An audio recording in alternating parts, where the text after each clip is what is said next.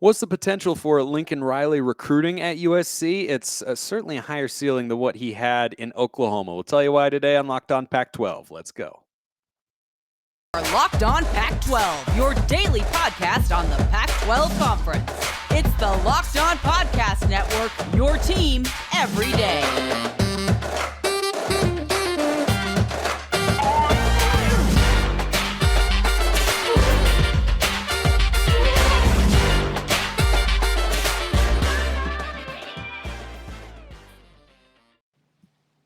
Welcome, everybody, to another episode of Locked On Pac-12. I'm your host, Spencer McLaughlin, D1 play-by-play broadcaster. Thank you for making this your first listen or your first view if you're watching on YouTube every day. Part of the Locked On Podcast Network, your number one source to stay up to date with the Conference of Champions and to stay up to date on the recruiting trail. We bring back on my guest today, John Garcia Jr., the Director of Recruiting for Sports Illustrated. Once again, we love his insight, and since we're hitting the recruiting trail here on the show today, John, I couldn't do it without you, man. It just wouldn't be right. I appreciate the kind words, my friend. And look, it starts at recruiting. Everybody knows that. So always a pleasure to jump on here and dig into it. It does start in recruiting, or nowadays for some schools like USC, for example, with their new coach in Lincoln Riley, it starts in the transfer portal. But recruiting will be a recurring theme for them in the years to come. And look, this class is not going to be, from a high school recruiting standpoint, probably anything to bat an eyelash at going forward. But USC's already got some big-time names committed in the class of 2023, Malachi Nelson among them. Before we get into specific recruits, I want to ask you, Lincoln Riley comes from Oklahoma, where he was a good recruiter. There's no doubt about that. Perennial top 10 classes. But now he's at USC, where the branding is stronger, and where he's in Los Angeles, where there's a bevy of talented players right in his backyard compared to what he had in Norman, where there were really just a small handful. So as you look at the recruiting expectations for the Trojans with Lincoln Riley, where do you put them? They should be through the roof, Spencer. I mean, there's really no reason for USC fans not to be incredibly excited about the talent acquisition element of what their favorite football program will be navigating through. Because, first of all, LA, right? NIL era, all of those things, I really don't have to explain a whole lot there. Just, go to Caleb Williams' Twitter account and you'll find out a lot more on what that looks like or potentially looks like. But really beyond that, the Pac-12 is in flux, right? I mean, it is Utah as the staple, the mark of stability, physical, Kyle Whittingham, all that fun stuff. And then it's wide open, right? Coaching change at Oregon, coaching change at USC. Oregon has dominated the Pac-12 in recruiting for the last 4 to 5 years, which had a lot to do with the departure of the previous staff at USC. But now it's back to square one. And you bring in a Lincoln Riley who has kind of been there and done that, everything but win a national championship at Oklahoma. And a lot of folks will tell you that some of the reasoning there is the talent level, particularly on defense and in the trenches. Now, I think from that perspective, we're still waiting on Lincoln to take the next step because in terms of the 2022 recruiting class, the 23 recruiting class, and the portal, just 3 linemen brought in by USC, which is an issue. And I think Lincoln will be the first one to tell you that. But if you look at the skill position, I mean, my gosh, quarterback, wide receiver, running back, secondary, even linebacker, this has been a streamlined, extremely smooth transition from one school to the next. And I think from that perspective, USC is going to be exciting. I mean, we just saw the ceiling of their last regime from the wide receiver position, Drake London, go in the top 10 of the NFL draft. That is the type of stuff that should become part, at least, of the expectation at USC going forward. In terms of the individual talent, that will be there, particularly at the skill positions. But you do have to bounce back with the trench recruiting, which should be the focus here going forward. And then, of course, you got to do it on the field. And you got to do it on Saturdays as well. But again, with the Pac-12 being a bit in flux from where I sit, I do think it is the great time, or it's great timing, I should say, for this move to have been made. And I think that's part of why Lincoln shocked and surprised a lot of people this offseason, or really right after the season, like the next day, before he made that move from Norman to Los Angeles. But there's no ceiling or cap to where the expectation should be from a recruiting standpoint at USC. It could contend for Pac-12 championships and most importantly, top 5 spots nationally in recruiting year in, year out. Yeah, the skill position transfers that they've brought in are truly ridiculous on the offensive side. Obviously, you have Caleb Williams, who's probably going to be the number 1 pick in the 2024 NFL draft. You have Travis Dye come over from Oregon, Austin Jones from USC. So your backfield is solidified for a season, while you'll start to work in young guys like Raleek Brown in the class of 2022, and they've got a 4-star in the class of 2023 as well, whose name is evading me at this very point in time, which is why I'm looking it up. But the other receivers that they've brought in, Mario Williams from Oklahoma and Terrell Bynum from Washington, like they've just had guys all over the place. It's easy to see why the appeal is there for those skill position players. Lincoln Riley's going to score a lot of points. Quentin Joyner is the name that I was searching for in my brain a moment ago. But he looks like he'll fit in really well once he gets on campus. But the guys that USC has brought in, it's easy to see the pitch, right? Quarterback, receiver, that's been the hallmark. They had Mark Andrews at Oklahoma as well, some nice tight ends. Like all those guys are going to get plenty of opportunities to showcase what they can do. But what should the pitch be? Because it's clear that he's able to bring in the high caliber skill position guys, but in the trenches for offensive and defensive linemen, how does Lincoln Riley need to approach that to bring USC to a college football playoff caliber program? You sell it as the final piece, Spencer. You say, hey, look, you don't have to Google very far to see what kind of skill position talent we have at USC. But we need to balance that out. This is football. This game literally starts in the trenches. You look at the last however many you want national champions. I mean, my gosh, look at Georgia's front 7 last year. I mean, they all got drafted in the first couple of rounds the other day.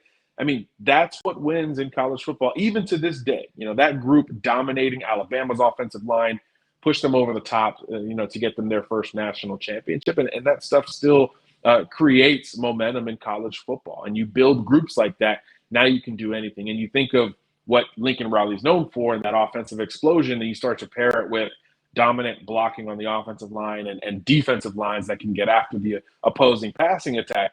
Now, all of a sudden, you can win games without having to score 50. You can win a game more comfortably. And that, has just amazing reciprocation effects to the rest of the team, right? The quarterback gets to sit a little bit longer. You get to test your depth and see what your backups look like later in games. And you're a little bit healthier going in through the grueling schedule that is the college football season. And you're prepared to be healthy in the playoff. I mean, there's so many advantages to being a balanced football team. And I think that's part of, again, the reasoning why you make the move to a school like USC, because they've also been there and done that from a historical perspective. But when you're sitting down with an offensive lineman or a pass rusher or a big nose guard, if you're Lincoln Riley, you're saying, hey, we've been here, but to get over the top, we need guys like you. We need to close this gap up front first. And I think that should be, again, the focus going forward. And I do think ultimately USC will be able to accomplish those things on the trail and in the portal as well. Well, 5-star class of 2023 edge player Jaden Wayne is one of those players who could help USC get over the top. He's considering the Trojans and a couple other Pac-12 schools I'll tell you about after I inform you that this show is brought to you by Built Bar. Summer is coming, and with summer, you're going to need some food on the go. Built Bars are the perfect snack to take with you on family vacations, on the golf course, hiking, spelunking, wherever you spend your summers outdoors. Built Bars are going to travel well with you. 130 calories, 4 grams of sugar, 4 net carbs, 17 grams of protein. If I ever get super, super busy and I don't want to throw dinner together rather than ordering some fast food, I'll just have a Built Bar and boom, I'm good for the night because of all that protein. Go to Built.com, use promo code LOCK15, get 15% off your order. That's promo code LOCK15 for 15% off at Built.com. Jaden Wayne is a big-time recruit in the class of 2023, and he's from the Tacoma area in Washington, so the Huskies have had him on for visits, and USC is interested in him. Oregon is also considered to be one of the big players in on him. So where is his recruitment at, and how close are each of those Pac-12 schools to potentially making him a future member of their program?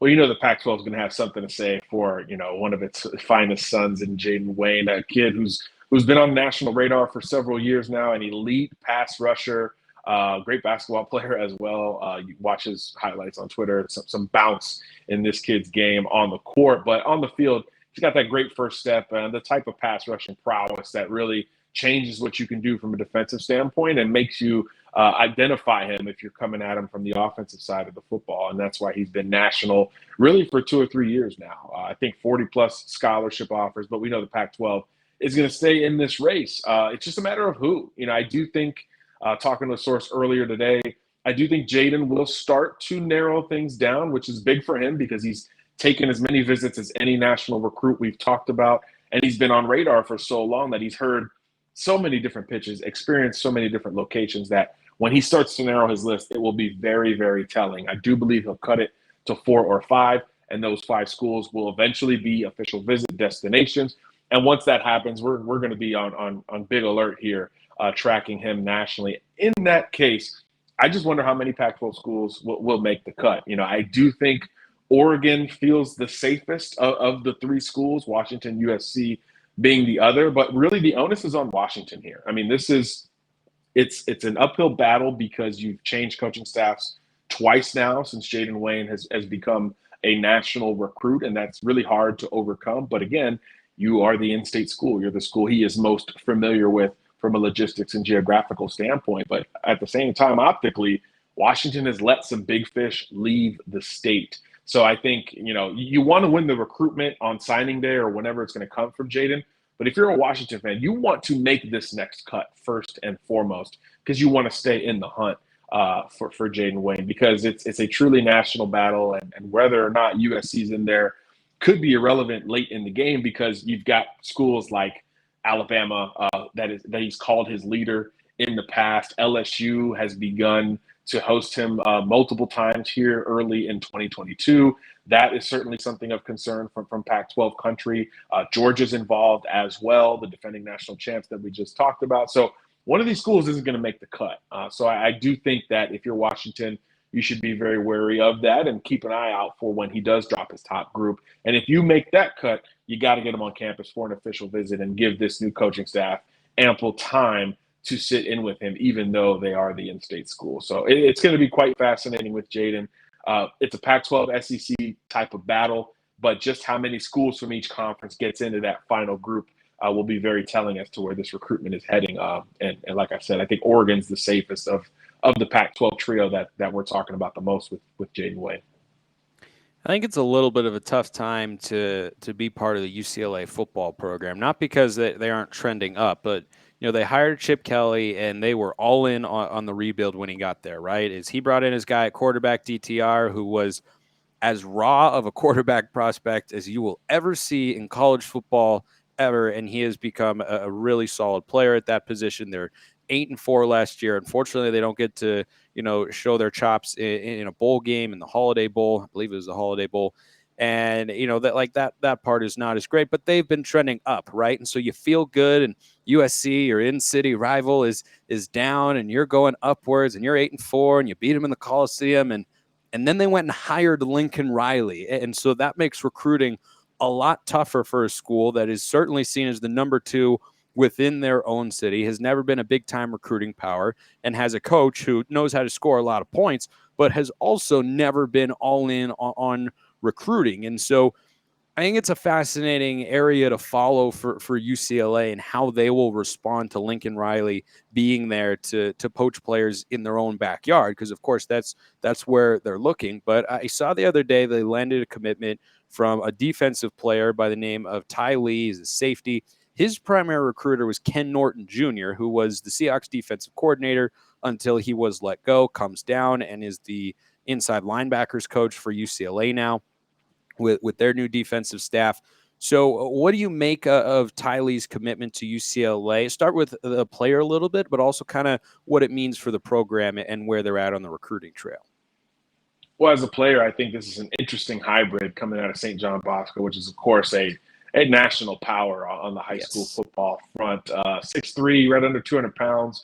And you mentioned his positional recruiter, or his lead recruiter, I should say. I think that's a positional projection waiting to happen. In the days of the Ken Norton Jr. size linebackers, ironically enough, are over, right? You want guys who are a little bit lighter, a little bit more comfortable playing in the box or outside the box relative to the defense, the coverage, the scheme, or the scenario. So I do think that he's going to bulk up and play linebacker at the next level as a hybrid. He already plays a ton in the box for St. John Bosco, which really moves their safeties all over the place. So when he's in the box, he's really physical. He's strong downhill, comfortable downhill, but he does have the range today to be a very effective high school safety.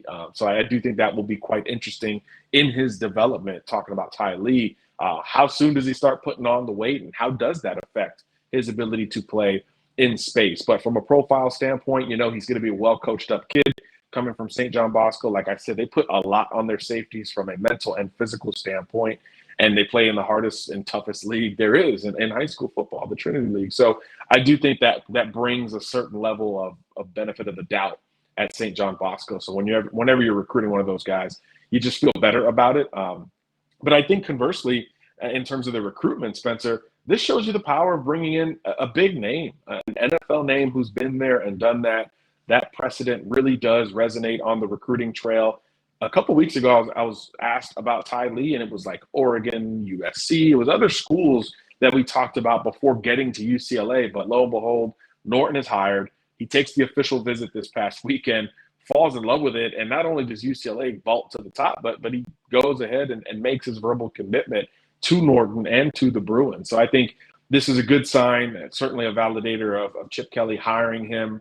And a validator for us knowing, hey, how well is Ken Norton going to recruit, right? A guy coming from the NFL ranks where you don't have to do that. I think this tells a little bit of that story. Clearly the passion's still there for the former Cowboy and 49er linebacker. So it's quite interesting to see. As you said, optically, UCLA needed a win. So to win one in your backyard where USC was involved feels good, especially when it's for a Trinity League player like Ty Lee coming out of St. John Bosco. So I think this was a nice weekend for the Bruins, and for them, hopefully the beginning of something strong to come, because they just got a couple commitments in total at this point in the 23 cycle. Yeah, and I just have to imagine that every recruiting win like these has to be celebrated a little bit extra for Bruins fans, because, Oregon has been pulling guys out of California and bringing them up to Eugene with a lot of success over the last few years. Now you've got USC in there, and Utah has become a really pretty powerful national brand from a football perspective. So they're starting to become, more teams that you have to compete with for players in the Pac-12, whereas a couple of years ago, it really would have just been kind of Oregon and everybody else. And the Ducks have dominated recruiting as a result of that. But I'm glad you brought up that point about Norton, remembering how to recruit, because I think that's always the biggest question mark when you bring in somebody from the NFL is, do you remember how to relate to college kids? Not players, college kids. And that's sort of a different beast that you're dealing with there. And so for him to be the primary recruiter and have gotten this guy is a good early sign, but he's going to have to deal with the transfer portal as well. And we'll tell you about one of the strangest transfer portal recruitments that you will ever see and why it's so weird after I tell you this episode is brought to you by Rock Auto. With the ever-increasing numbers of makes and models, it's impossible for your local chain auto parts store to stock all the parts you need. Why endure pointless or seemingly intimidating questioning? You can save time and money with Rock Auto. Their prices are reliably low for every consumer. Go to rockauto.com right now. See all the parts available for your car or truck, right locked on in their How Did You Hear About Us box, so they know that we sent you here at Locked On. Amazing selection, reliably low prices, all of the parts your car or truck will ever need, rockauto.com. Transfer portal's big, right? You get a one-time freebie. There are a record number of kids in the portal. Doesn't look like it's going to go anywhere unless some future rules come down from the NCAA, but that doesn't appear imminent, certainly not this year or in the next year or two. So this is what it is right now. Jermaine Lole of Arizona State has one of the strangest transfer portal recruitments that I can remember. Now, you've studied this a lot more than me, John, so you can, if you've got a more peculiar story than this, by all means, throw it out there. But he's in the transfer portal after injuring his triceps and not playing in 2021. He's an all Pac-12 caliber player. He's an NFL draft caliber player. In 2020, PFF had him graded as the second highest interior defensive lineman in the country behind a guy from Ohio State. So this is a big time player right? He goes into the transfer portal, and this is what makes it so weird. He has said very clearly, and the reports have all indicated and backed this up, that he wants to come back to Arizona State, but he's going to test the waters anyway.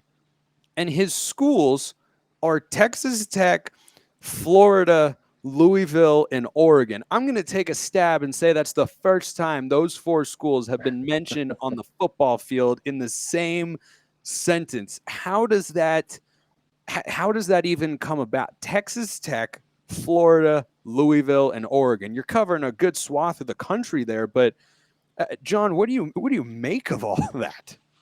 Yeah, it's almost like restricted free agency in pro ball, right? Where you're like, I like this team, I know this team, but I do want to see what kind of value I have elsewhere before I make a final decision. And then you start to get into the teams, and you're like, wow, this kid from Long Beach Poly in California is not looking at any California schools, but looking all over the country, quite literally, and then doing this like Nike check of an official visit swing throughout America on consecutive weekends, no less. So he announced he'll go to Louisville on the 13th, Florida May 20th, then down to Texas Tech May 27th to see that new coaching staff, and then all the way up to Eugene for the Duck visit to wrap it up the first weekend of June.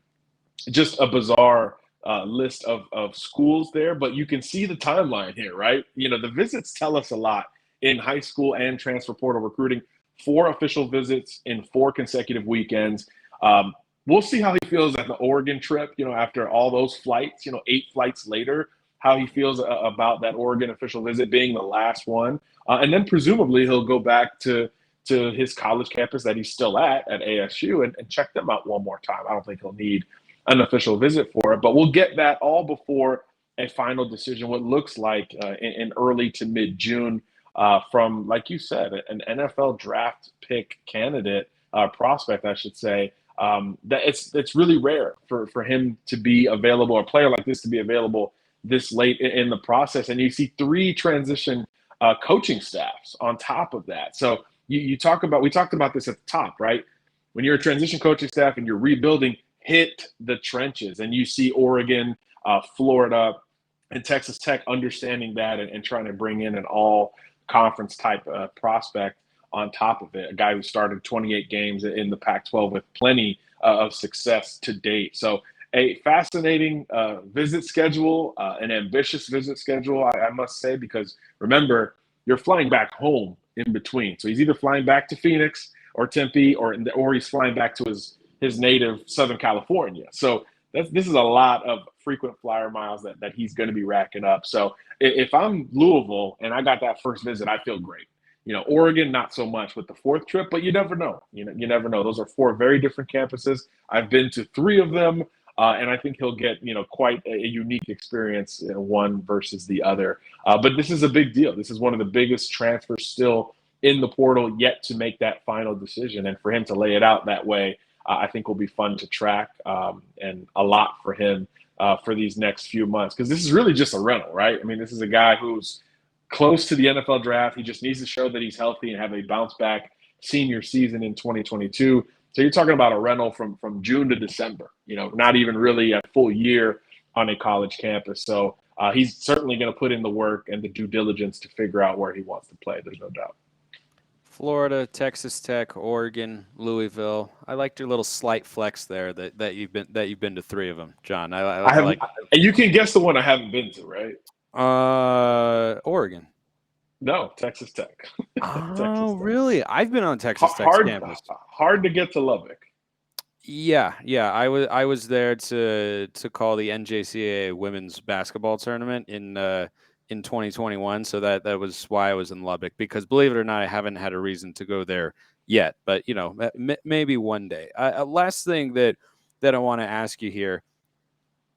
You mentioned he's a Southern California kid, right? And I have read or heard on the grapevine, so to speak, that USC has been interested in him, or they've at least, made a call or expressed that they would want him. And, knowing that USC needs to rebuild in the trenches, and that UCLA is always looking for defensive help. And even if this is a 1-year guy, he's going to be a high impact transfer, whichever program he ends up going to. So is there any indication that that one of those California schools could make it onto the list? I mean, how are, they getting left out of a guy who's from that area who's so supremely talented?